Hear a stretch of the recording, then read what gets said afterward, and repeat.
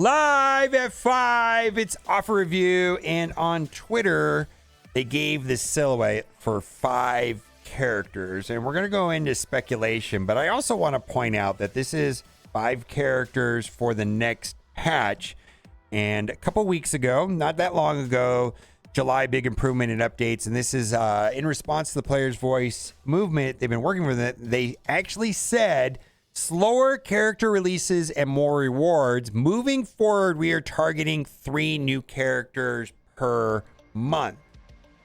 So this is for a patch. So it really depends on how long a patch is. If it's going to be a 6-week patch, well, then this is kind of on the high side if this is in fact in effect. Now, it was brought up to me by Steven Wrestling in chat. For this patch was a 6 new character patch, but I think we've only had offers on 2 new characters so far in July, Teen Loki and the 14th Beta Ray Bill, and then we're going to have the Sylvie one. So in some weird way, that's 3 characters.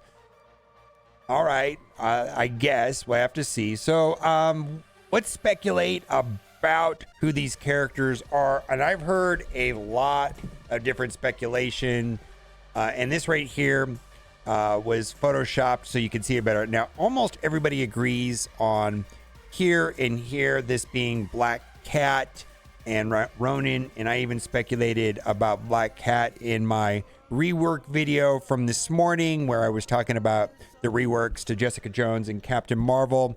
People have suggested Sable, Prowler, maybe Nighthawk. Some people are saying Puma. And then right here, what did it say? Maybe even Craven. I believe Tana made a full video, and he's speculating Ms. Marvel, Robbie Reyes, which would be Ghost Rider, Photon, Black Cat, and Ronin. So there's a lot of different ideas of what these characters, but most people are predicting right here will be Black Cat, and that one will be Ronin. Also, there's an event running right now. What is it called? Bounty of Asgard, where earn war credits. So you can purchase that every 8 hours when it resets. So I didn't do that for the first 2 resets, but now I'm doing it. So I'm purchasing, that's what the Stark Tech currency, purchasing war credits to get more points. Our friends in Europe sent me this. There's going to be a new Strike Summer Salute. And I believe in the top rope, there was another Elite 6.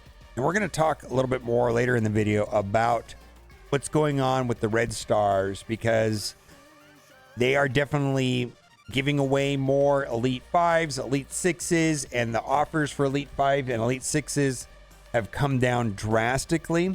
And then also there is a 10 for 10, and this is in conjunction with Beta Ray Bill, and this is for US Agent. So you get 10 for 10. There was one yesterday. I think there's going to be them for a couple days. Now, the Apples of Idun store, they redid the store. Well, they didn't redo the store. The campaign nodes now give out more apples, and then they also gave out, like, for me, they gave me like 12,000 apples.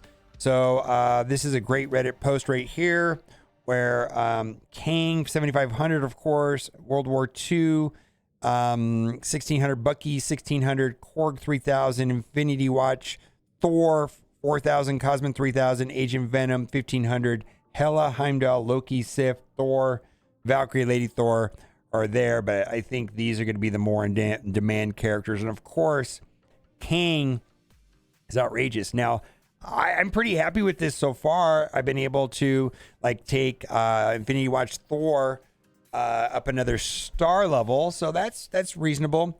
And then also tomorrow on Facebook, there is going to be a poll for the next Blitz character based off of one of the characters that Beta Ray Bill used for Dark Dimension 6. Still not sure what that'll be, but as soon as I have a screenshot of that, I'll post it that here.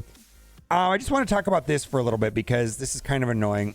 And basically to curb and disincentivize, if that's a word, hoarding, they eliminated Blitz in the milestones, which is bad, right? Because now we're getting less Blitz credits. Now, they did boost the drop rates when you Blitz. So, like, per sim Blitz, you're getting more Blitz credits. However, you don't blitz, that doesn't matter. And you're going to have to do extra rotations a day. And I just don't feel like this is something that most people want to do. And I feel like this is a big miss.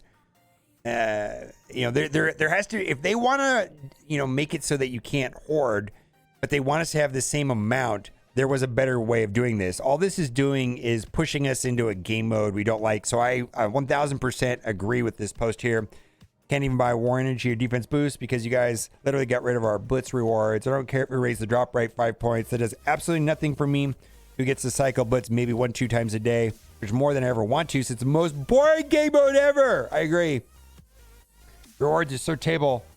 I have to cycle 49 squads to get enough for 5 shards, and then it's all gone again. Basically, pick and choose, build your team, help in wars. Definitely not how I thought this game was going to go, giving players more rewards and making it easier to play the game. Not the opposite. Sure, someone here cycles 10 times a day. Well, you can do 8. 8's the maximum, but I get what you're trying to say. And feels high and mighty they have no life and no job. I hate blitz. Most of us don't like wasting hours of our day cycle through blitz. I just think it's meaningless. It's not even a game. Never ran out of blitz credits since the starting the game like 3 years ago, and why break something that was working fine? There has to be another solution. I think the new system is bad. I also think the hoarding system was bad. Both things can be bad. I think there's a third better solution, and I could tell them how to do it so quickly. They just got to give up blitz credits. They can't be hoarded. They auto collect, right? It's not that hard. Arena orb, where characters go to sit out of the meta. And yeah, I feel like I've largely gone through my arena credits and I need them for training materials. Deathlock is still in the arena orb, not store. The rest of the team is performable on 7 stars. Ages, but my Deathlock is still only needs 50 more shards. What's worse, these 7 red star completely missed the period where Deathlock would be useful in raids, and now they're not good in the current version of raids. They're terrible, and we're probably going to be getting a new team to replace the Bionic Avengers for tech. It's the kind of thing. For every use I use my credit big drop so I can see if I get more shards. Pull tons of everyone else and 7 if I'm unlucky. Bissell farming raid. Character trends out of these orbs faster, 3 months top. I agree. How big does Nowhere team need to be to win against a 1.3, 1.4 million gamma? And I don't know the answer to this, but I recorded it. Video should be up shortly. I think I have a 1.1 million Nowhere, which is larger than a lot of people, but I was able to go up against a 2 million gamma, and this is the Apex War team without a doubt. And I just find these numbers just staggering right here. 500,000 against a 2.5 million Black Order. I do believe that this team is best used against Gamma, and when big time Spider-Man comes to the war scene, I believe Nowhere is going to have to play against the Infestation team. That's just going to be the most optimal thing. We got a couple offers here.